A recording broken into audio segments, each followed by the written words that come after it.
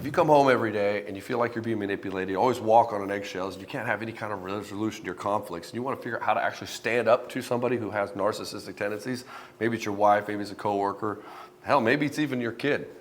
If you want to figure out how to actually have this and get some resolution so that you feel powerful again, so you have some sort of resolve into what you're doing, stick around and watch this whole video. I'm going to get into all the details of it right now.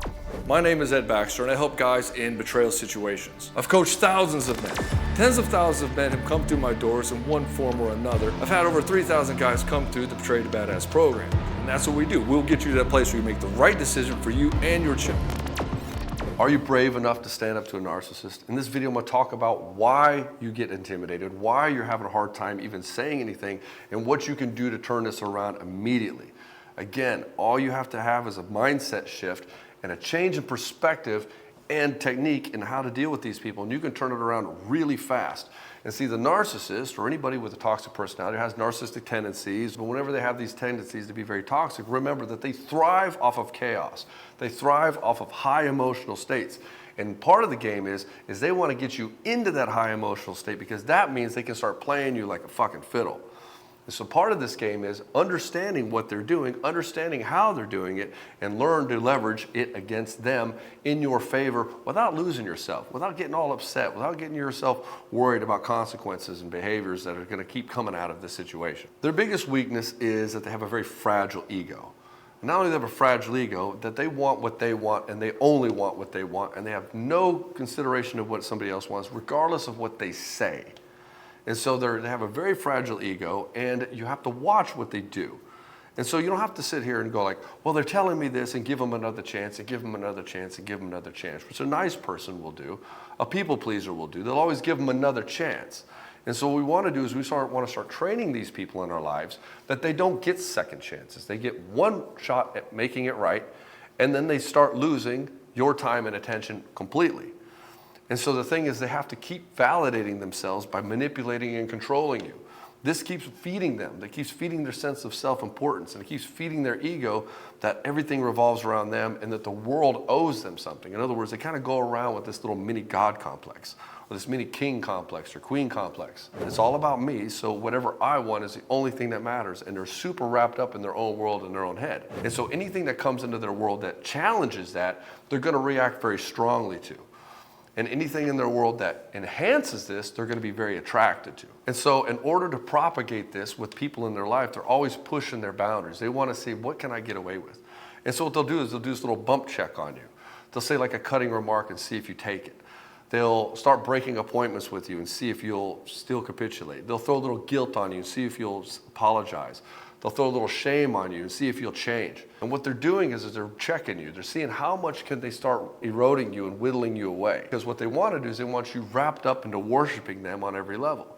And so what it is they want only what they want, and they need a lot of servants, what they call flying monkeys, to just give them everything that they want all the time, to keep boosting up this sense of, I am the queen. I am the most important thing in this universe. And so they have to keep bouncing these things off you to see if you'll keep capitulating. Now, in a romantic relationship, this person's going to do a lot for you. She's going to love on you like crazy. The sex is going to be super frequent, and she's going to be all over you. And then what this is to get you all enamored with her. And then you'll start seeing these little bump checks. She'll start bumping you. Like a bump check is like a shark in the ocean, right? They'll bump you to see if they should bite you later on, to see if you're actually food. And so what they're doing is testing the boundary.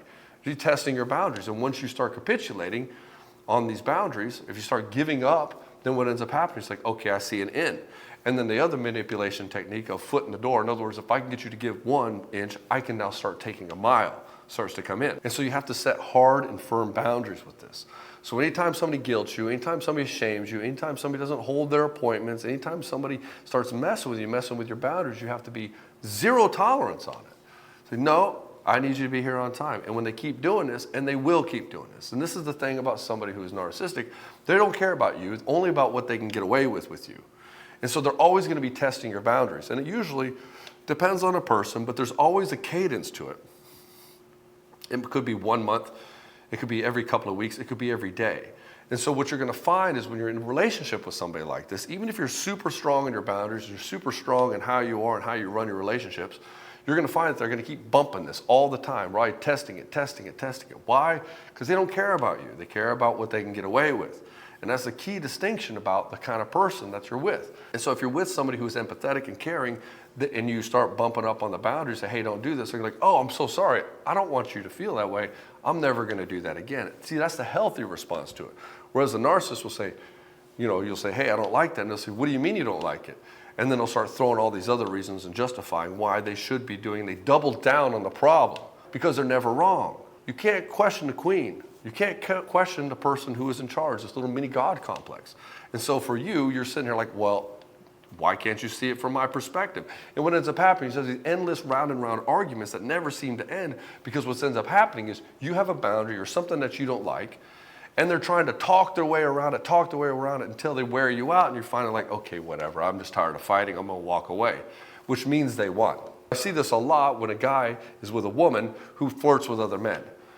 And he'll say, hey, I don't like you flirting with these guys. And she'll say, I don't know what you're talking about. You're just being controlling. I don't need you to be my dad. I'm not flirting with these guys. You're just jealous. And he's like, no, you were totally flirting with them, and you gave him their number, and now I see you texting him, so what's going on? He's just a friend. I don't know why you're doing this. And he has this endless conversation about it, and she starts accusing him of things, deflecting onto other things that he did wrong. And the thing is that the point was, hey, I don't want you to do this. And she knows she's doing it, but she has to pretend that he's not doing it and try to get him to capitulate by wearing him down, guilting him, shaming him, and doing any other kind of manipulation just to get to the point where he's like, I'm tired of fighting about this, which means that she won. And again, point 2 is you have to set firm boundaries, because she's playing the game of what can I get away with? I don't actually care about you. And one way that they know that they're getting in on you, and this is point number 3, is they get you to be overreacting to things. They get you emotional about stuff, get you pissed off, get you sad, get you angry, get you feeling shame, get you feeling guilty. If she can get you feeling these emotional states, this means she's playing you like a fiddle, and she can pull you all over the place. The narcissist or the manipulative person is always going to do this. So they'll throw all kinds of crazy, wild accusations at you just to get a rise out of you, because if they get a rise out of you here, then they can come in from another direction and start hitting you with other things. So the solution to this is become non-reactive. Just see that they're saying some shit, and that's all it is. They're just saying some shit. And for a normal person, you're like, this is crazy. Why are we playing this game? But for her, it's all negotiation. We're having a conversation of power and control, and I'm the one in control here. So I'm going to keep saying all this stuff to get you riled up and get you pissed off and get you guilted and shamed until eventually you capitulate, and then I get to do what I wanted to begin with. And then I'm going to tell you that I'm not going to do it anymore. I'll just keep doing it, and then what are you going to do? Leave me? And so a guy who's a people pleaser he'll get caught. He'll get checkmated. He'll be like, because, well, I'm married to her. We have 4 kids and a mortgage. I can't just leave her. Yet she's talking to another guy. Yet she's over there cheating on him. And he's like, well, what am I going to do? It's like, well, she's checkmated you because you will never leave her. And so you have to stay non-emotional, non-reactive. When they bring the crazy, you bring the calm. And that's how you have to keep it all the time. Because in this place of being calm, you're not going to get worked up. You're not going to make mistakes. You're not going to get played like a fiddle. And it can be hard because she knows all your chinks in your armor. She knows you better than anybody knows you. And she's been playing this game for a while, and she's been manipulating you. And she knows how to do this because she knows the buttons to push on you. And so you as a man, you have to learn to become non-reactive, which leads us to our next point, which is you have to depersonalize everything that she says. Don't make it about you. Now, she'll say it's about you, but don't make it about you. Just look at her saying, yeah, she's having an experience over here where she's trying to do some shit, and it's not really about me. It's about whatever it is she wants. It's about whatever she's feeling right now. And quite honestly, this is how it is. And this is like this in any interaction you're having with anybody right now. For you watching this video, the experience is yours. I mean, me having this conversation into the camera is my experience, but you listening to this is your experience. And if I'm having an interaction with you, a conversation with you, and you're getting upset, I'm like, yeah, this guy's having an experience right now. It's not my job to make you feel better. It's not my job to change anything. My job is to just sit there and hold the space and watch you have that experience, which is what you will do with her. Just watch her, non-reactive, having the experience that she's having. She's going to accuse you. She's going to guilt you. She's going to shame you. She's going to threaten you. She can do all kinds of toxic shit, and you're going to say, okay, yeah, she's having an experience right now. I'm not going to take it personal. I'm not taking any of this personal, because what she's doing is she's getting all uppity and worked up because she's losing control, for one, and 2, because she wants something from me. She's trying to control and manipulate me. So if I don't want to be controlled and manipulated, I stay calm and I depersonalize everything she says. Even if she threatens to take my children away, even if she threatens to call the police, I will not react in such a manner. And realize that when you start telling her no, you're going to get pushback. You're going to get a lot of pushback. And she's going to keep bump checking you all the time to see if she can keep getting away with stuff. And so you have to always be willing to walk away. Whenever you're in a toxic relationship, you have to be willing to walk away because you have to hold the trump card. Because if she holds the trump card, it's game on. She'll do whatever the hell she wants, and there's nothing you can do about it because you're not willing to go. I have coached guys who have literally been run through the garage wall with the car and still stayed with her. And this game can be, once she starts getting her hooks in you and manipulating you, it's just this foot in the door technique. And again, what you tolerate, you encourage. And so that's my last point here. You're in a situation that you're being manipulated because you've been tolerating it for so long. Because you've been tolerating it for so long, it's grown into this hairy beast that you don't even know how to deal with. And the first step to dealing with it is depersonalize it, be non-reactive, say no, and hold firm to your no's. Again, she's going to do everything in her power to try to bump check you and try to get past all of these things. If you're in a relationship like this and you want to turn things around really quickly, go check out the Broken to Badass program. You can see it in the link in the description below. Most of the guys coming through that program are dealing with some flavor of this: manipulation, lies, and betrayal.